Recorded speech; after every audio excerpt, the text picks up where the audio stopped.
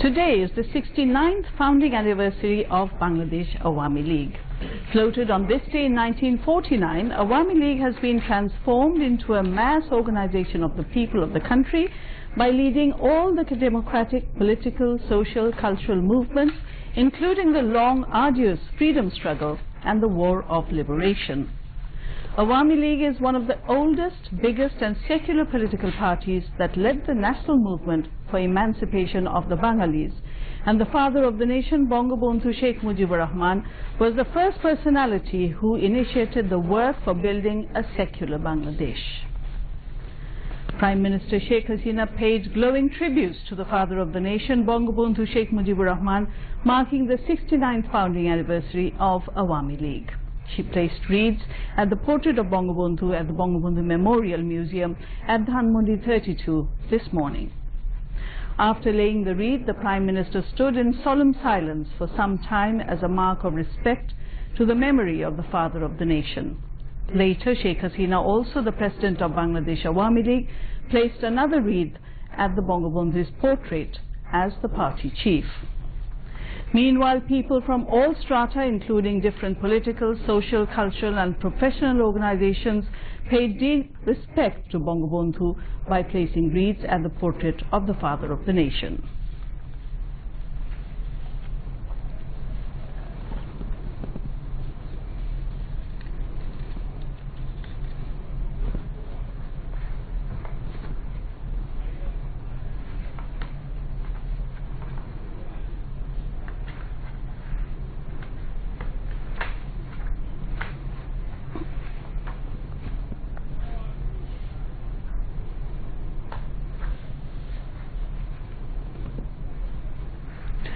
Prime Minister Sheikh Hasina warned all aspirants of her party in the next general elections of consequences of carrying out propaganda against each other while seeking nomination, saying such bad practice would disqualify them to get the party ticket.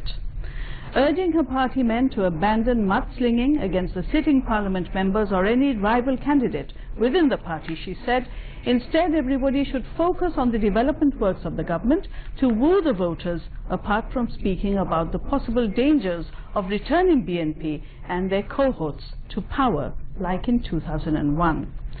Sheikh Hasina announced that no aspirant engaged in spreading propaganda within the party would get party ticket in the upcoming elections.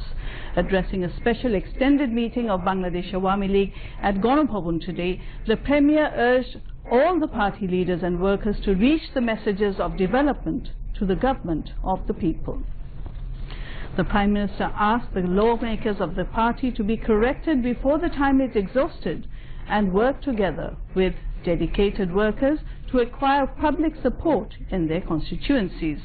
She also urged the party lawmakers to remain aware of the opportunist elements and notorious criminals who have taken shelter under the umbrella of the ruling party, saying many of them have come to make their own fortunes and save themselves from justice. The Prime Minister said the government has done more than its commitment given to the people before the elections in 2009 and 2014.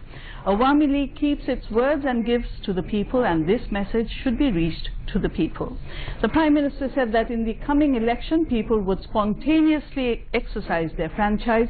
None will be able to win the polls through rigging. She said none will be allowed to play with the voting rights of the people. General Secretary of Awami League and Minister for Road Transport and Bridges, Ubaidul Qadir, gave introductory speech on the occasion.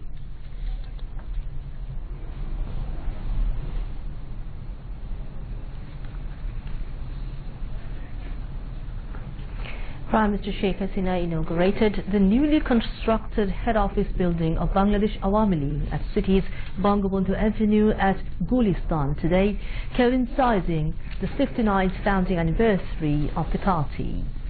Sheikh Hasina, also the President of Awami League, unveiled the plaque of the 10-story building at 23 Bangabandhu Avenue amid a number of ceremonies. The ceremonies including hoisting of the national flag by the Prime Minister and the party flag by the party's General Secretary Ubaidul Qadir and playing the national anthem. The Prime Minister released pigeons and balloons and planted a sapling in front of the building. A munajat was offered on the occasion. Later, the Prime Minister, flanked with central leaders of the party, visited different rooms of the office building. The office is equipped with a digital library, VIP lounge, journalist lounge, prayers room, restroom, dormitory, canteen and a lift. A mural of Father of the Nation Bangabandhu Sheikh Mujibur Rahman is on the upper side of the building. Murals of Liberation War and surrender of Pakistani troops at the historic Sorwadi Udyan have also been set at the building.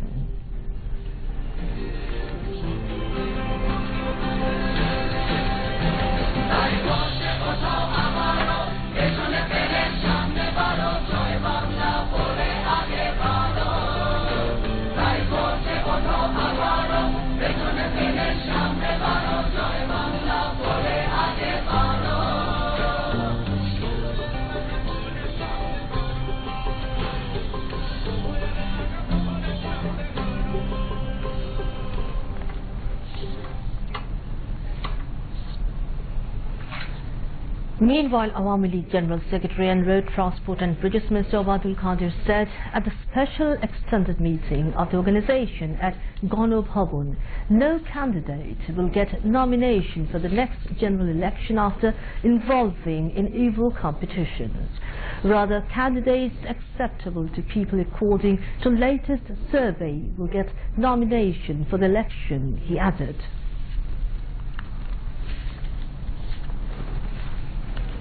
A total of 533 residential flats is being built for slum dwellers at Mirpur in the capital.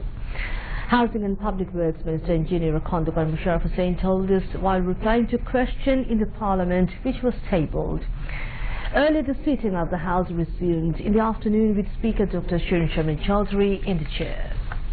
Replying to a question, Housing and Public Works Minister informed the House that approval of projects to build 10,530 more residential flats for middle-income people and slum dwellers on a rent basis are under process. In response to a question, Education Minister Nur Islam Nahid told the Jatiya Shangshud that the government distributed 259 crore 79 lakh 22,902 textbooks free of cost among the pre-primary and secondary level students from the academic year 2010 to 2018.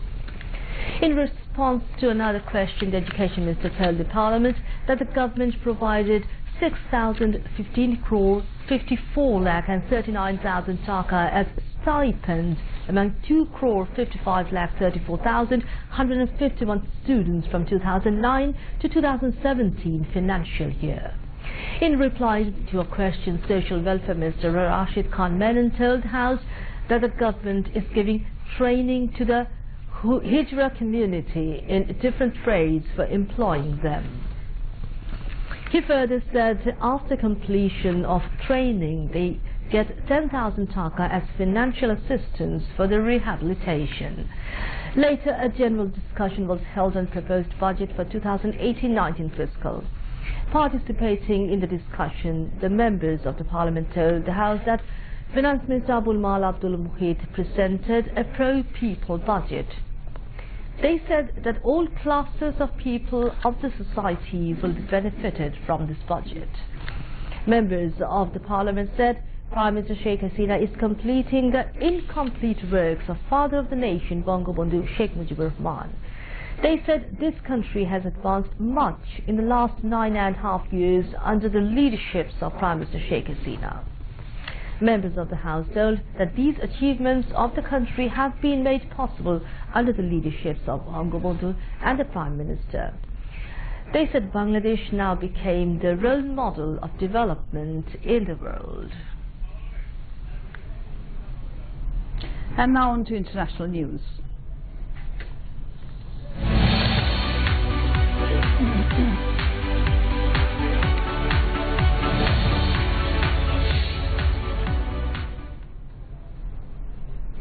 US President Donald Trump has renewed sanctions on North Korea, citing an extraordinary threat from its nuclear weapons, just 10 days after saying there was no risk from Pyongyang.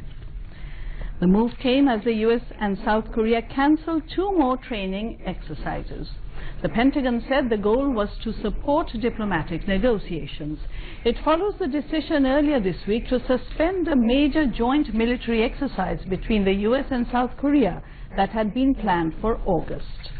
President Trump promised to end the annual war games between the allies in an unexpected concession at his summit with Mr. Kim, calling them provocative and expensive. And now an interesting item on the shortest flight of the world. The world's shortest and swiftest passenger flight route takes place between the Scotland's Westray and Papa Westray. The inter-island flights on this route are scheduled for 1.5 minutes and actual flying time is closer to 47 seconds, covering a total distance of 1.7 miles. Scottish airline Lognair has been flying this route for more than 50 years and has become an integral part of most people living there. People shuttle between islands for shopping, studies and works. Now news on weather.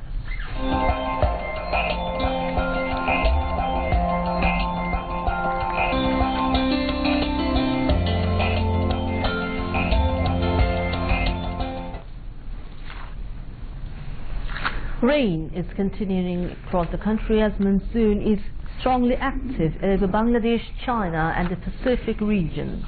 Met Office says the trend will continue across the country, including capital city Dhaka, in the next 3 days.